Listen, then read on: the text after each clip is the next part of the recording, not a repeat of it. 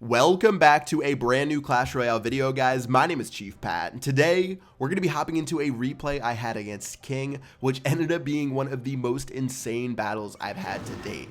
Now, starting off, we both dropped our cards simultaneously. He dropped a giant, I dropped a dragon. Overall, that is a win for him because my dragon's going to make its way to his side quicker than his giant will, and I'm going to end up taking a ton of damage from this tower. And not only that, his dragon's going to end up killing my dragon without myself being able to counter. Luckily, my king tower was able to, or my crown tower was able to shoot that dragon instead of the giant. And I'm just really trying not to take too much damage and overall just reset the battle. He definitely got the edge in the very beginning, but honestly, only 500 damage against my tower isn't too big of a deal, and he's going to go ahead and play a witch on the right hand side. Now for me, honestly, I think the witch is debatably one of the worst 5 cards in the entire game. Really not too worried to see it. At this point, I know I must save my lightning spell to take it out, but he does have a prince to play, and if you look at my deck, I don't have a single thing that can counter it because my spear goblins are down and I need those if I want to use those in conjunction with my inferno tower, and I don't have my barbarians, so overall he takes almost all of the health off of my tower, and at this point I am significantly behind. I really am not scared of his deck though. I think that my deck can fare pretty well against it, so I'm not worrying just yet. He drops a bomb tower right there. I'm going to start with the dragon in the back, save up my elixir for a massive push down the right hand side, and let's go ahead and check out what he plays.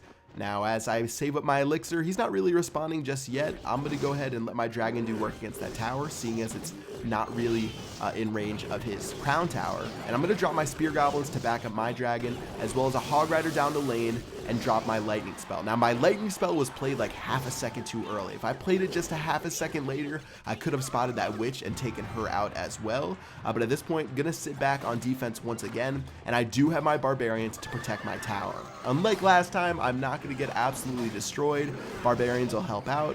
My dragon will be able to clean up some of those troops as well. Inferno tower will destroy this giant fairly quickly as soon as it targets it, and so far so good, and we're definitely climbing our way back into the battle. Only 1,000 HP left on that tower, should be able to take it out.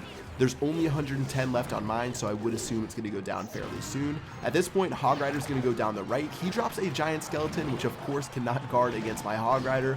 Lightning spell is going to go down as well, and that's actually going to end up being me who takes the first tower of the game. Of course, my tower is going to go down as well. Not getting too confident. Looks like he's going to actually end up having to lightning spell my tower right there and not touch my crown tower or my dragon. So the battle is almost completely reset as we head to overtime with only 1 minute left in the battle. So things are about to get pretty crazy. I dropped my Hog Rider on the left hand side. It's going to go straight for his tower. If you guys don't know, that is the most optimal place to place your Hog Rider once you take out one of their towers, right in the middle of where you can drop after the first tower goes down. I'm going to end up dropping my Inferno tower to counter the Prince, as well as those Spear Goblins to end up stopping his charge so he doesn't just take the Inferno tower out. And at this point, I drop another Hog Rider, which he ends up countering with that bomb tower, and 30 seconds remain in the battle. I'm sort of resigned to a tie at this point. I end up dropping my lightning spell just because I was getting close to being full on elixir, and at this point not too much time is left to make that final push and end up getting that victory. Now he's going to go ahead and play a giant skeleton down the left hand lane. I'm going to counter with a dragon as well as an inferno tower as soon as I see that giant. At this point 10 seconds are left, 1400 health left on that tower. 8, 7, 6, 5 seconds, 4 seconds, 1400 health on that tower. 2 hits from the Hog Rider.